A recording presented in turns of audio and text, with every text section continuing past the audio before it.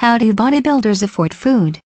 If their protein shakes and supplements cost hundreds of dollars a month, that seems unworkable. It isn't unworkable, because there are so many guys living that way. The USDA says an average person spends $100 to $150 a month per person on food. Okay, I see what you mean.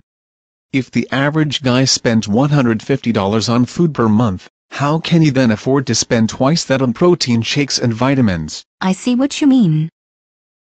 A lot of guys pay for the bodybuilding the way they pay for everything else, by getting a job. What kind of jobs can you get as a bodybuilder? Theoretically, you do great in construction, or work in retail and sales. Bodybuilders might or might not get hired by Abercrombie and Fitch, though GNC would take them. A lot of them sell vitamins and supplements to each other. That explains a lot.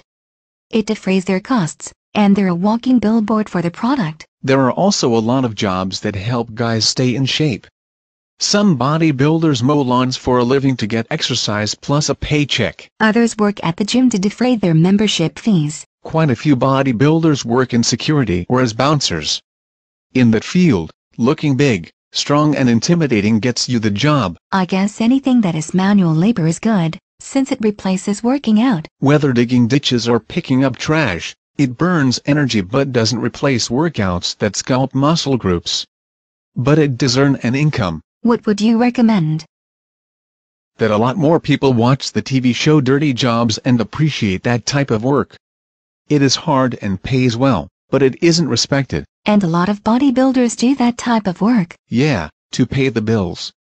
Bodybuilding then is their source of pride, whereas the jobs that literally build our infrastructure are frowned upon. At least it pays for your food.